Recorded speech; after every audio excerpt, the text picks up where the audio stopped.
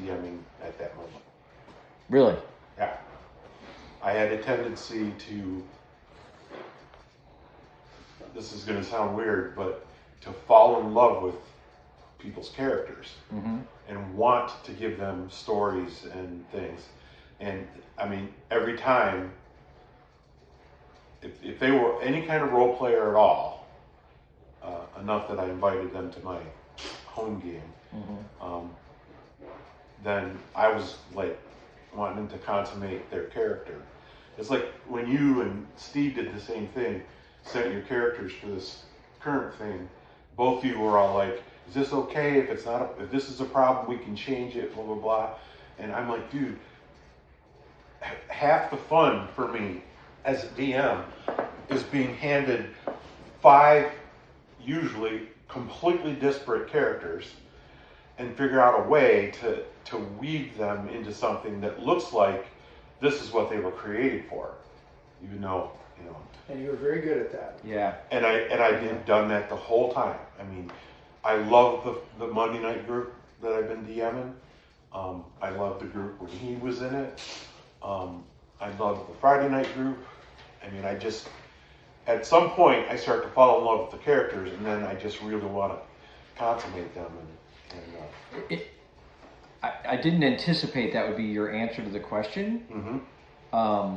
But now that you've said it, I'm like, well, that actually makes total sense based on how I felt at your table. Like, I never played a character that I felt like you just said, you as a DM weren't invested in. Mm-hmm.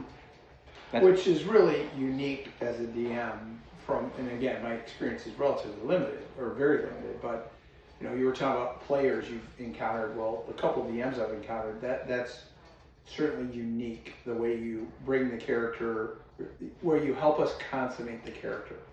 You know, is when I used to do seminars at conventions, and I always called the seminar how to write an adventure, but they always ended up being about whatever the crowd wanted to talk about.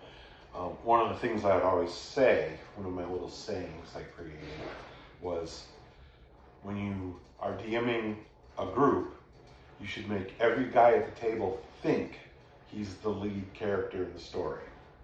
That's your ultimate goal as a DM. And that's what I've always tried to do. And sometimes I've done it really well, sometimes I've not.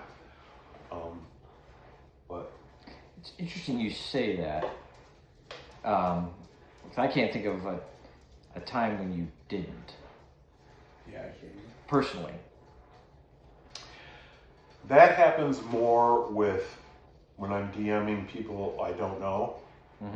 Like when I DM in the wild and I sit down with people and, you know, they may give me a book full of background, but there's the historical aspect of a character, but there's a whole other, the emotional mindset they want to play at the table. The actual person.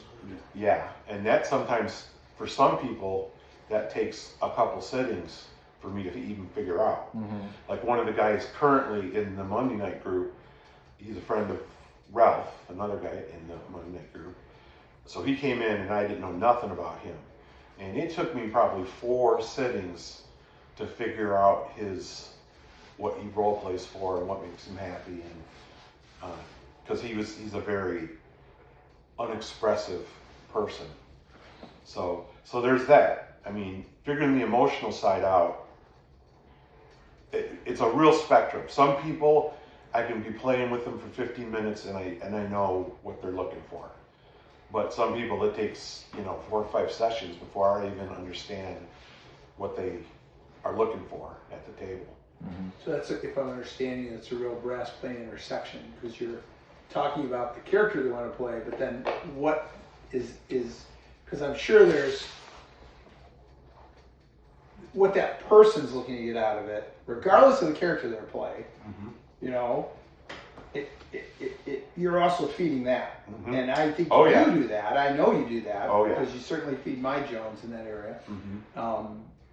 You know, when we first moved down here, not right away, but at some point, there's a pop culture association